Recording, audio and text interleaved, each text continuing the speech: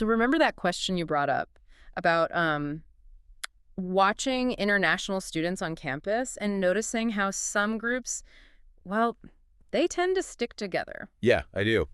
You mentioned that specific example, right? An Italian classmate asking about the Chinese students. Exactly. Wondering why they often seem to keep to themselves, maybe didn't socialize quite as much outside their group. It's something you hear people observe, you know? Hmm. And I think the easy assumption is, oh, it's just like a cultural thing, or maybe they're just not interested in mixing. Right, that's the surface level thought. But the source material we looked into, it really flips that idea on its head.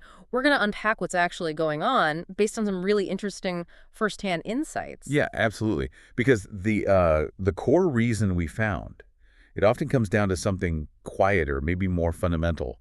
It's about confidence. Specifically, confidence in speaking English. Confident. Okay. Especially in that really crucial first year, those first few months they're abroad.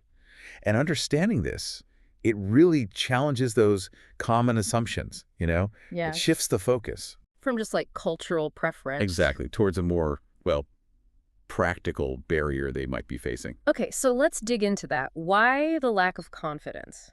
Because it's not just about being generally shy, is it? No, not necessarily. Our source pointed out a really interesting contrast. Think about European students. Many grow up in environments where they're kind of surrounded by different languages, different cultures, right? Maybe they pick up English more organically. Yeah, through media, travel, daily interaction sometimes. But for many students from China, the experience is quite different. They've mostly grown up surrounded by other Chinese people speaking Chinese. Hmm. So those chances for just regular, spontaneous, real-life English conversations, they're pretty rare, actually, until they suddenly land on an international campus. And that leads right into the educational side of things, which is really key here. English is taught in schools in China, often starting quite early, like primary school. Okay, so they are learning it. They are.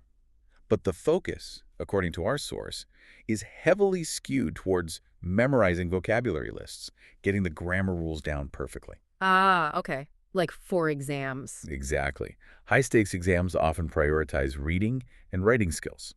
So the teaching methods tend to reflect that. It can be, well, a bit repetitive, maybe not super inspiring for developing conversational fluency. Right. So you end up with this gap. A significant gap, yeah, between what they can understand on the paper, what they can write, and how comfortable they feel just, chatting, speaking it.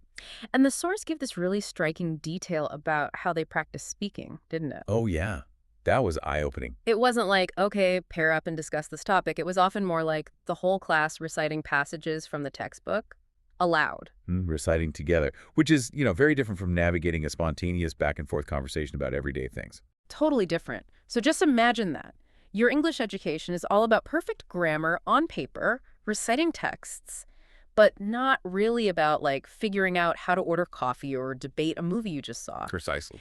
It really puts that initial observation about students seeming quiet or keeping to themselves in a new light, doesn't it? It's not necessarily about wanting to be separate. Not at all. It's more about this very real, often unseen barrier. This foundational learning style means, quite logically, that many Chinese students are actually better at reading and writing English than speaking it. Okay.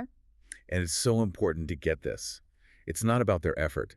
These students are often incredibly bright, very dedicated. It's not about intelligence or even a lack of desire to connect with others. It's a consequence. It's a direct consequence of the educational system they came from, the environment, where that practical, spontaneous conversation practice just wasn't really available or perhaps prioritized in the same way. Right.